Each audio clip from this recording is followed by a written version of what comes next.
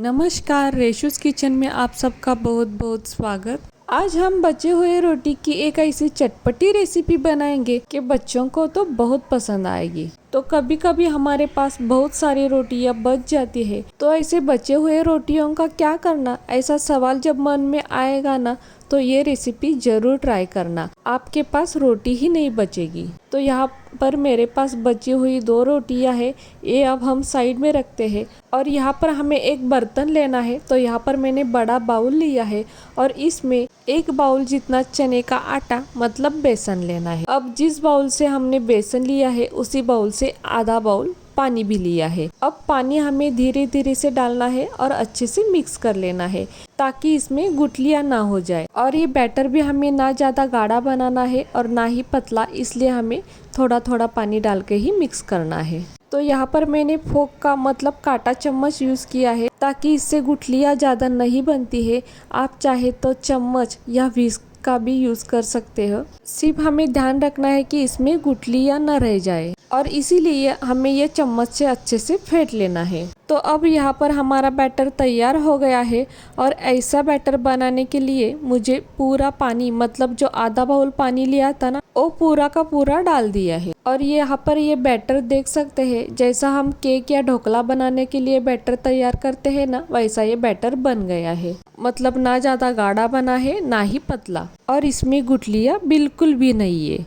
अब इसके बाद यहाँ पर हम बाकी की चीज़ें डालते हैं। तो सबसे पहले यहाँ पर एक मीडियम साइज़ का बारीक कटा हुआ प्याज डालेंगे। इसके बाद एक मीडियम साइज़ का बारीक कटा हुआ टमाटर भी डालेंगे। अब यहाँ पर बेसन का इस्तेमाल किया है तो थोड़ा सा हींग भी डालेंगे, नहीं तो इसमें हम अजवाइन भी डाल सकते हैं। अब इसके बाद 1 चम्मच जितना जीरा, 1 छोटा चम्मच धनिया पाउडर और 1 छोटा चम्मच लाल तीखा भी डालेंगे। अब टेस्ट के अनुसार मतलब छोटा आधा चम्मच नमक भी डालेंगे, साथ में बारीक कटी हुई धनिया भी डालेंगे। अब ये सभी चीजें बेसन में अच्छे से मिक्स करनी है। और अगर पसंद हो तो यहाँ पर हम थोड़ा सा गरम मसाला भी यूज कर सकते हैं। और यहाँ पर हमने लाल तीखा डाला है, इसकी जगह हम हरी मिर्च का भी इस्तेमाल कर सकते हैं और अपने तीखेपन के अंदाज से हम कम या ज़्यादा कर सकते हैं। अब मिक्स करते समय शुरुआती में ये हमें थोड़ा सा गाढ़ा लगता है, लेकिन हमें यहाँ पर पानी का बिल्कुल भी यूज़ नहीं करना है, हमें सिर्फ ये अच्छे से मिक्स कर लेना है। अब यहाँ पर ये अच्छे से मिक्स हो गया है और ये एक अच्छा सा बैटर बन गया है। अब इसके बाद गैस पर एक तवा रखना है। तो यहाँ पर मैंने नॉनस्टिक का पैन रखा है, आप चाहे तो रोटी का तवा भी यूज़ कर सकते हैं। अब तवा हल्का गर्म होने के बाद इस पर हमें ऑयल डालना है। तो यहाँ पर ऑयल हमें थोड़ा सा ही डालना है, ज़्यादा ऑयल का इस्तेमाल नहीं करेंगे और ये ऑयल हमें अच्छे से फैलाना है।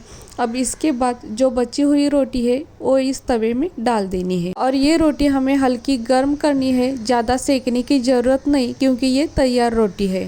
अब रोटी के ऊपर भी हम थोड़ा सा ऑयल डालेंगे। तो ऑयल ज़्यादा यूज़ नहीं करना है, बिल्कुल कम ऑयल डालना है क्योंकि ये ऑलरेडी तैयार रोटी है तो ऑलरेडी इसमें ऑयल होता है। अब रोटी हल्की गर्म होने के बाद हमें ये पलट लेनी है और अब इस गर्म साइड के ऊपर हमने जो बेसन के मिश्रण का घोल बना कर रखा था ना, वो डालना है। तो हमने यहाँ पर ये 2 रोटियों के लिए घोल बना कर रखा था।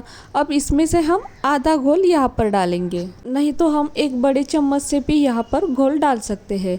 अब इसके बाद 1 चम्मच से हमें अच्छे से फैलाना है। तो हमें ये पूरे रोटी के ऊपर फैलाना है, मतलब ये जो घोल है ना साइड को भी अच्छे से लगाना है। तो यहाँ पर ये जो घोल है ना थोड़ा गाढ़ा है, इसलिए ये रोटी के ऊपर अच्छे से स्प्रेड हो रहा है।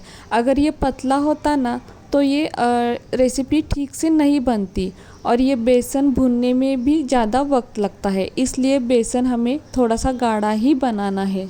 और इसमें हम जो प्याज बारीक कटा हुआ डाला है ना, वो चाहे तो हम लंबा लंबा काट कर भी डाल सकते हैं, वैसा भी वो अच्छा लगता है। तो यहाँ पर बेसन अच्छे से फैलाया है और आप देख सकते हैं कि ये बहुत गीला है। जैसे जैसे ये गर्म हो जाएगा ना वैसे ये थोड़ा सा सूख जाएगा। तो हमें यहाँ पर ज़्यादा सुखाना नहीं है, थोड़ा सा सूखने के बाद इसके ऊपर हम थोड़ा सा ऑयल डालेंगे। तो यहाँ पर देखिए साइड से ये थोड़ा सा सूख चुका है, अब इसके ऊपर हम ऑयल डालेंगे। तो हमें यहाँ थोड़ा सा ही ऑयल डालना है, ऑयल की जगह हम घी या बटर भी डाल सकते हैं, इससे इसका टेस्ट और भी बढ़ जाएगा। अब हमें ये पलट लेना है। तो आपने देख लिया ना ये कितने आसानी से पलट गया। अगर ये जो घोल है ना वो हमने अगर पतला बनाया होता ना तो ये आसानी से नहीं पलटता। अब रोटी की जो दूसरी साइड है वो अच्छी से सेक लेनी है, क्योंकि बेसन है तो बेसन अच्छे से भूनना चाहिए। तो यहाँ पर हमें गैस की फ्लेम मीडियम रखनी है। तो सिर्फ 2 मिनट में ही ये अच्छे से भून जाता है। बेसन भूनने में ज़्यादा टाइम नहीं लगता है। तो यहाँ पर अब 2 मिनट हो गए हैं। अब इसको हम पलट लेते हैं। तो ये देखिए ये इतने आसानी से पलट गया है, क्योंकि ये बेसन अच्छे से भुना हुआ है। अगर बेसन अच्छे से भुना है तो ही ये पलट जाता है। अब ये तैयार हो गया है। इसे हम अब एक प्लेट में निकालते हैं। अब चाहे तो हम इसे ऐसे ही खा सकते हैं, नहीं तो इसके ऊपर थोड़ा सा सॉस लगाना है और उसके ऊपर हमें थोड़ा सा चीज़ डालेंगे तो बच्चों को तो बहुत पसंद आएगा। लेकिन अब हम इसको अलग तरीके से खाएंगे। तो अब हम रोटी का रोल बनाएंगे, लेकिन ये बहुत ही गर्म है, तो चाहे तो हाथों से या चम्मच से इसका रोल बना सकते हैं। लेकिन अब इसको थोड़ा सा ठंडा होने के बाद भी, ज़्यादा ठंडा नहीं करना है, नहीं तो इसका रोल नहीं हो जाएगा। अब ये थोड़ा सा ठंडा हो गया है, मतलब वैसे वो गर्म ही है। तो इसका अब हम रोल बनाएंगे। तो यहाँ पर चम्मच के मदद से भी हम इसका रोल बना सकते हैं। तो अब ये देखिए ये इस तरह से हम रोल बना सकते हैं। तो ये देखिए थोड़ा सा प्रेस करना है तो अच्छा सा रोल बनता है। तो यहाँ पर ये रोटी का अच्छा सा रोल बन गया है। अब चाहे तो हम इसको ऐसे ही खा सकते हैं, मतलब जैसे हम फ्रैंकी वगैरह खाते हैं ना वैसे भी खा सकते हैं। लेकिन अब हम इसको पीसेस में कट करेंगे, क्योंकि ये बच्चों को और बड़ों को भी बहुत अच्छा लगता है। तो ये देखिए जैसे हमें चाहिए छोटे बड़े वैसे इसको पीसेस में कट कर लेने हैं। तो अब ये पूरी रोटी मैंने कट कर ली है। तो ये देखिए मैंने मीडियम साइज़ के पीस बनाए हैं। अब इसको हम अरेंज करते हैं। तो ये देखिए इस तरह से हमें ये रखना है, मतलब ये बहुत ही डेकोरेटिव लगता है। बच्चों को तो ऐसा बहुत पसंद आता है, क्योंकि ये होटल स्टाइल बना है। अब बीच में हम सॉस का बाउल रखते हैं। तो ये देखिए कितना अच्छा लगता है ना। बच्चों से लेकर बड़ों तक सबको पसंद आएगा। हम चाहे तो ये पीसेस ऐसे ही खा सकते हैं, बहुत ही टेस्टी लगते हैं। नहीं तो सॉस में डुबो कर खा सकते हैं और भी टेस्टी लग जाएंगे। तो कैसी लगी आपको आज की ये रेसिपी?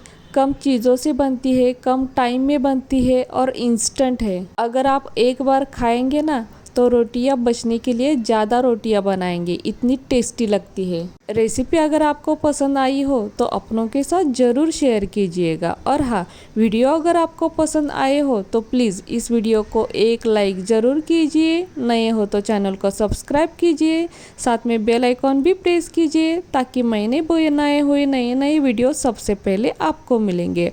अब मिलते हैं एक नई रेसिपी के साथ।